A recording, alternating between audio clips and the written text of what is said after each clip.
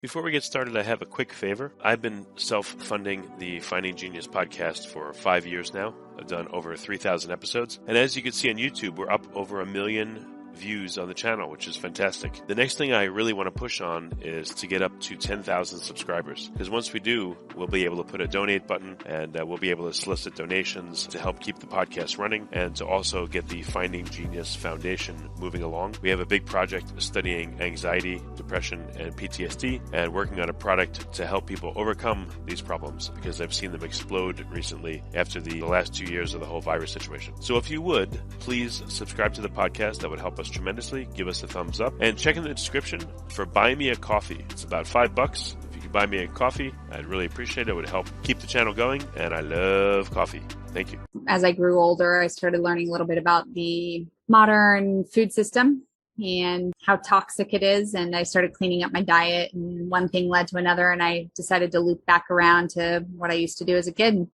But a lot of it, we network and we work with local food systems and work that way.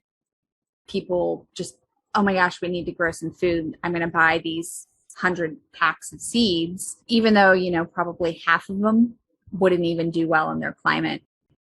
Forget frequently asked questions, common sense, common knowledge, or Google. How about advice from a real genius? 95% of people in any profession are good enough to be qualified and licensed. 5% go above and beyond. They become very good at what they do, but only 0.1% are real geniuses. Richard Jacobs has made it his life's mission to find them for you. He hunts down and interviews geniuses in every field: sleep science, cancer, stem cells, ketogenic diets, and more. Here come the geniuses. This is the Finding Genius Podcast with Richard Jacobs. Hello, this is Richard Jacobs with the Finding Genius Podcast and the Surviving Hard Times Podcast. I have Elise Pickett. She runs the Urban Harvest LLC. She has a YouTube channel, The Urban Harvest. She has a website also called The Urban Harvest. So, Elise, thanks for coming. Absolutely. Happy to be here. Yeah, tell me a bit about your background. How did you get into growing your own food and composting and doing all these things? Homesteading, I guess. Yeah, it was an interesting journey, I suppose. I used to garden with my dad when I was a kid and that kind of thing, but it was never like a big part of what I did. As I grew older, I started learning a little bit about the modern food system and how toxic it is. And I started cleaning up my diet, and one thing led to another. And I decided to loop back around to what I used to do as a kid: garden, grow some of my own food so that I knew exactly what was going in it. And, things just kind of grew from there. I started growing a lot of my own food, and friends and family were asking tips, and it just kind of evolved from there. So do you grow just for friends and family, or do you have like a CSA where you make food boxes for people, or what does it look like today? Yeah. So my main mission, my goal is always education. I don't sell anything commercially, although I did for a short while. I sold commercial microgreens and that kind of thing, but I've definitely stepped back from that. I have a laundry list of friends and family that are more than happy to take up excess produce. So I work on a super small lot. I work in 5,600 square foot urban lot in the middle of a city. So every inch counts, and we have a lot of bounty to harvest, but we're certainly not completely self-sufficient, unfortunately. Okay. Well, what are you growing? What kinds of things are you growing and husbanding? Like, are you doing animal husbandry as well, or just vegetables? Yeah, we do vegetables. We do chickens. We're completely self-sufficient in leafy greens, black beans, bananas, herbs, ginger, turmeric, eggs, all that good stuff. So we meet certain things where we completely meet our needs within our small space. But a lot of it, we network and we work with local food systems and work that way.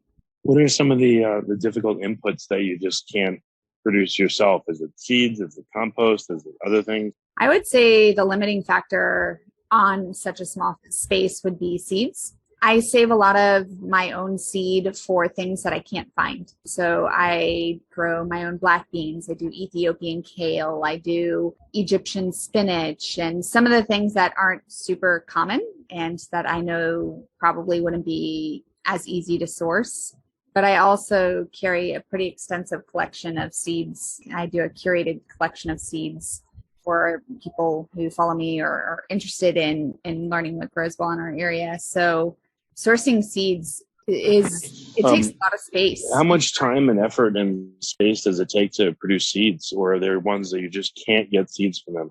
Yeah. So a couple of years ago, right, the pandemic made people a lot more aware of the food system and its potential pitfalls. And so everybody started buying seed like crazy. And I've been working with my seed suppliers and stuff for a long time. And I had a commercial account and everything. And they said that they saw quadruple the sales and they were selling out of things. And it was a lot of people just, oh my gosh, we need to grow some food. I'm going to buy these 100 packs of seeds, even though, probably half of them wouldn't even do well in their climate. So that was definitely a issue. And I think with increased demand, if there's fertilizer shortages or anything else like that, if there's any kink in the system, seeds are going to become ever more valuable. Is it hard to produce your own seeds? Like what does it involve? I don't think that it's hard. No, I think it's actually, in fact, easier than most people think. The issue, especially when you're working on a real small scale,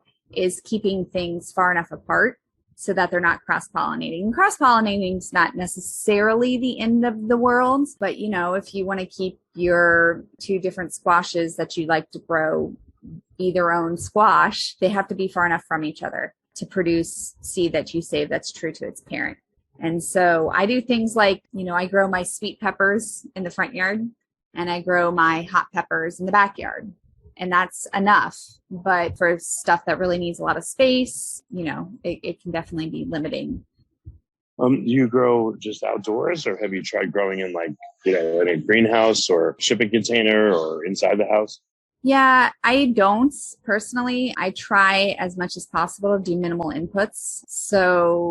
And we're in a super small house as well as a small lot. So we don't have the room indoors. We're also in Florida. So greenhouses are the opposite of what we need. We need shade houses. Yeah. So I don't do any of that. I even start my own seeds outdoors. I have a video on that on my YouTube channel, but you can maximize space by, going indoors and stuff if you really needed to. But a lot of times you can grow outside just fine. And I worked with Will Allen of Growing Power up in Wisconsin. And I remember I was mentoring under him and we were up there in February, and I'm a total Florida girl, right? So I don't get that snow thing or the cold. It's just so foreign to me. But he was growing year round, and he did have plastic hoop houses, but he heated them completely passively using compost piles. So, having tech helps, but you can also grow food even in extreme conditions pretty easily or pretty low input. Oh, that's good to know. So you're in Florida, you don't really need to do that. You're able to grow pretty much year round. You have to change what you grow, or the same thing grow over and over? Yeah. Well, year after year, I tend to grow the same things, but seasons definitely change on here. I do grow year rounds. So like leafy greens, for example, everybody thinks of lettuce, salad greens, spinach, that kind of thing. Those all would absolutely kick the bucket for at least 6, if, not 8 months out of the year. They won't do well here, especially depending on where you are in Florida. South Florida, it's like a 4-month season for lettuce. But you can grow alternatives. You can grow Ethiopian kale. You can grow rocket arugula. You can grow Malabar spinach and Egyptian spinach and all of these other great leafy greens, amaranth and stuff that tastes just like salad. It just isn't lettuce. So I definitely switch and adjust according to the seasons. Okay. So for people that haven't grown anything and they're just starting out like you did once, how can they dip their toe in? If they're afraid of like the work, or they're afraid of the time, or they're afraid it won't work, or they're just like, help me, I'm just starting. What can they do? Well, I think that's honestly one of the really big misconceptions about growing food is that you need a lot of time or even a lot of space. You don't want, well, number one, it doesn't matter what you're doing if you're growing food. So even if you have a single pot growing on your windowsill of your apartment, you're still growing food. I think people discount it and they're like, oh, well, I don't have this giant raised bed garden or whatever. As long as you're growing something, doing good. But with that being said, yes, I've kind of learned some of I went through years, trial and error and figuring things out and stuff. And yes, I kind of have the hang of it now, but I only spend I feel lucky if I spend an hour or two a week in the garden. Like I'm feeling like I'm doing pretty darn good if I get that much time in the garden.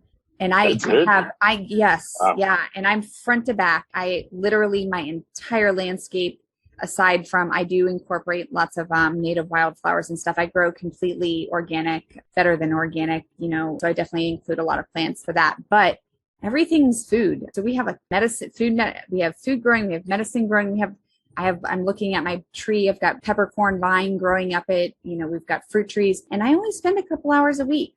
Now, if you were brand new out of the box, you might be needing to spend some time Googling, a problem here or there, reaching out to somebody who knows what they're doing and, communicating about that. But even so, I think it takes a lot less time than people think. Now there is depending on how many seasons you have in your area where you are in the country, you'll have your seasonal setup. So you might spend, a day at the beginning of the season, getting your garden beds prepped or whatever. But for the most part, it could be 5 minutes walking through your garden with your cup of coffee before you head to work. And that's probably more than sufficient for most of the time. Before we continue, I've been personally funding the Finding Genius podcast for 4.5 years now, which has led to 2,700 plus interviews of clinicians, researchers, scientists, CEOs, and other amazing people who are working to advance science and improve our lives and our world. Even though this podcast gets 100,000 plus downloads a month, we need your help to reach hundreds of thousands more worldwide. Please visit findinggeniuspodcast.com and click on Support Us. We have 3 levels of membership from $10 to $49 a month, including perks such as the ability to see ahead in our interview calendar and ask questions of upcoming guests, transcripts of podcasts you're interested in, the ability to request specific topics or guests, and more. Visit findinggeniuspodcast.com and click Support Us today. Now back to the show. That's amazing. What about pests? Is that a problem? And what are some strategies to, help avoid pests that destroy all your stuff?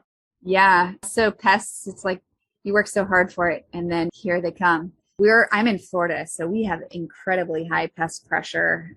We don't have cold snaps to kill things back. We get nematodes and all sorts of stuff that the majority of the country doesn't have to deal with.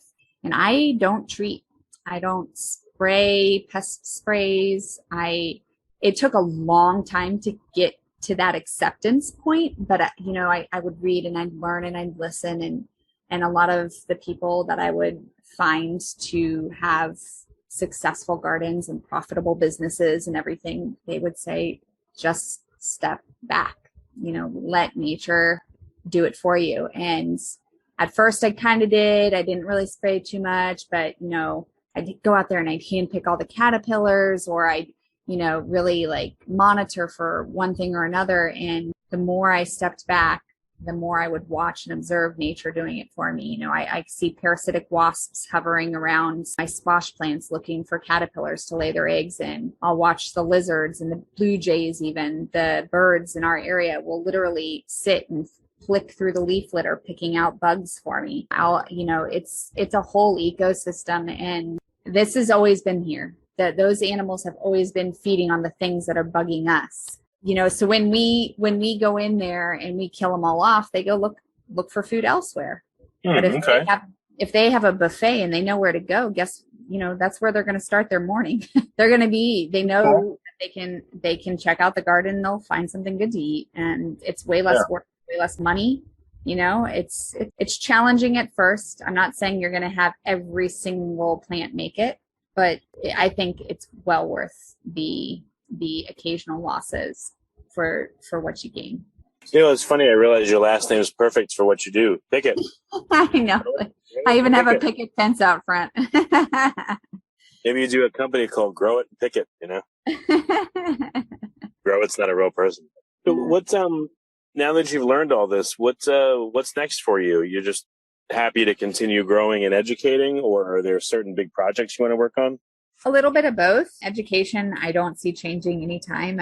I'm really passionate about what I do. And I think that there's been several generations where we've just kind of lost touch with growing food. And before, even if you didn't actively grow, or even if you lived in a city, you had grandparents or parents or whatever that lived and had that knowledge in them. And we've kind of had a break and that passing down of information or that exposure, even if it wasn't like direct here, this is what you do.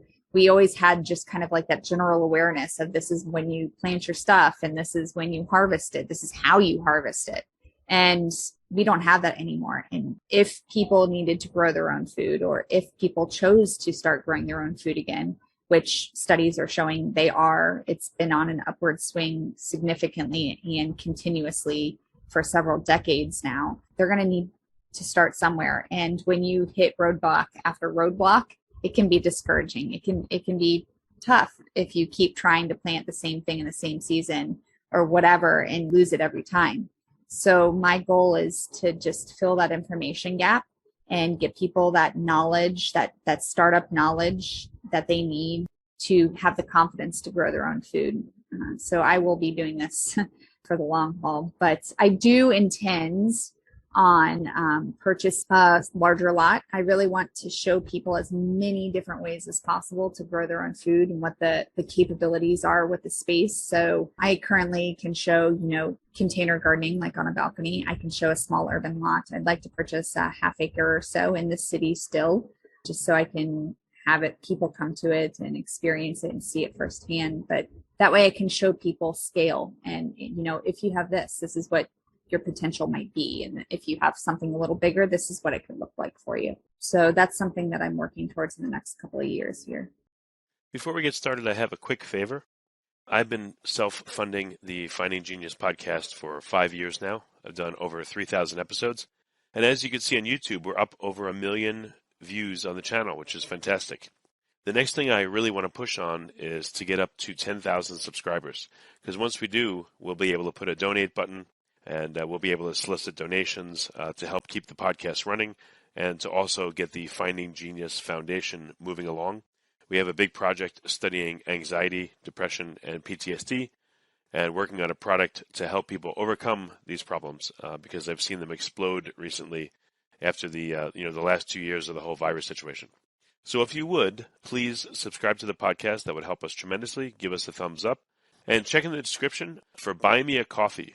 It's about $5. If you could buy me a coffee, I'd really appreciate it. It would help keep the channel going, and I love coffee. Thank you. Okay. Have you thought about starting a CSA, or again, you want to stay just on the education side? I'd really like to just stay in the education side. There's a lot of people that are really passionate about growing food, especially in our area, and they do a beautiful job at it. I think that there's absolutely 110% a place for localized food systems, CSA programs, urban farming, absolutely 100%. But I also think that it's important for people to have the knowledge and the capability within themselves to grow that food. And so even if people learn a little bit, just enough to get them started, then I think that at least they have that ability to build on it later should they choose. That's true, yeah. Have you delved into hydroponics or aquaponics, or you're just sticking with the basics? No, I've definitely run the gamut. I'm not honestly, and some people go up in arms about this, I am not a huge fan of hydroponics, only because I really, really emphasize and try to focus a lot of my effort and my abilities on closing the loop as much as possible. And when you are doing hydroponics, you're constantly needing a nutrient input. So what happens if there's, trucking issues? What happens if there's a fertilizer shortage? You can't grow your food. So aquaponics, I think, is a step in the right direction. You're creating a system that potentially has the capability to self-sustain itself, which is definitely leagues better than the other. But I also think that it's, it has a place if you're actually looking at the fish as a food source, then sure, I like it. But it does have a lot of inputs and time. So it's higher tech, I suppose you could call it, than what growing food needs to be. So I guess if you were only using it to grow your food and you weren't really using or looking at the fish or shrimp or crayfish or whatever you're using in your system, if you're not looking at it for a food source, then I think it's overcomplicated, to be blunt. Oh yeah. So if you're not going to eat the fish or the shrimp or the crayfish, if you're not going to eat everything in the system eventually, then it may not be the best, smartest thing. Right. It's just extra input. Why put the energy forth if you're not going to use it as a resource? So I make all of our own soil fertility on site. I compost. I do massive composting. I collect scraps from local breweries and coffee shops and our own vegetable waste and that kind of thing. And I compost a lot, like yards and yards and yards, a couple 100 pounds a week. Oh, wow. I also have worm bins. I'm a huge fan of the worm castings. It is such a well-rounded fertilizer. You can start seeds in it. It's just a beautiful growing medium. And it's something that pretty much anyone can make for free. I mean, aside from the initial setup of, getting some worms, which really networking you could probably get for free too. And that's something that will take care of itself into the future. So we don't really bring anything on site fertility wise. The only thing I try as much as possible to lead and teach exactly what I would teach others. So if you don't have the space to compost, or if you choose to not do the worm bins, that's fine. I still want to see people growing food. So I have green stock gardens. They're a pretty sweet vertical garden where you can grow, like 7 tall, 6 around type of thing. So, 30, 40 plants in 2 square feet, right? So that's geared towards somebody who might be living in a condo or an apartment or have a super, super small space they're working with. They're not going to have room to make their own compost. So I buy bag soils only for those. Do I have enough soil on site that I could use it for that? Yes, but I want to be able to show people apples to apples. Look, this is what I'm doing. This is what you can do too. Okay, that makes a lot of sense. Well, very good. I mean, it's probably a silly question, but the best place for people to find you and learn from you is the YouTube channel, right? Or where else can they go? What are some resources? The YouTube channel is a great spot. I think somewhere around the neighborhood of 100 videos, all on how to basic vegetable gardening tips, tricks, that kind of thing. I also have my website. We do a seed club. We have curated collection of seeds. I have classes online, a lot of them. I also do in person as well. I do consultations. I'm also on social media. So, Instagram and Facebook and all that jazz. So I do, almost every day I'll throw out a tip or what's going on in the garden. So yeah, lots of different ways to connect. Excellent. Well, Elise, thanks so much for coming on the podcast and sharing your knowledge. I really appreciate it. Absolutely. It's great talking. If you like this podcast, please click the link in the description to subscribe and review us on iTunes. You've been listening to the Finding Genius podcast with Richard Jacobs. If you like what you hear, be sure to review and subscribe to the Finding Genius podcast on iTunes or wherever you listen to podcasts. And want to be smarter than everybody else? Become a premium member at findinggeniuspodcast.com. This podcast is for information only. No advice of any kind is being given. Any action you take or don't take as a result of listening is your sole responsibility. Consult professionals when advice is needed.